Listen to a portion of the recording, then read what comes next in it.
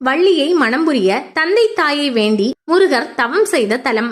திருவாரூர் கும்பகோணம் சாலையில் ஐயம்பேட்டையில் ஸ்ரீ அபினாம்பிகை உடனுரை ஸ்ரீ அபிமுக்தீஸ்வரர் ஆலயம் உள்ளது. இந்த கோவிலில் திருமண வரம் தரும் கடவுளாக ஸ்ரீ சுப்பிரமணிய சுவாமி உள்ளார்.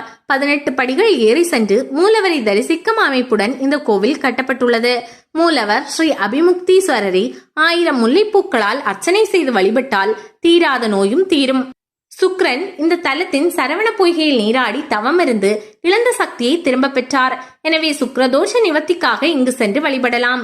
ஸ்ரீ சுப்பிரமணியர் தன்னை நாடி வரும் பக்தர்களுக்கு பொன்னும் பொருளும் அருள்வதுடன் திருமண வரமும் வழங்குகிறார்.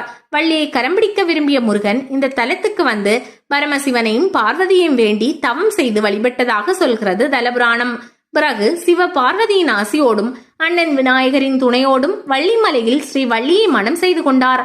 தனது திருமணம் நிறைவேற பெற்றோரின் ஆசை கிடைத்த இந்த தலத்தில் பக்தர்களின் திருமண பிரார்த்தனைகளையும் நிறைவேற்ற முருகன் சித்தம் கொண்டு கல்யாண வரம் தரும் கந்தனாக இந்த கோவிலில் குடிக்கொண்டுள்ளார். வேலவன் வழிபட்டதால் இந்த ஊருக்கு வேலூர் என்றும் பெயர் உண்டு.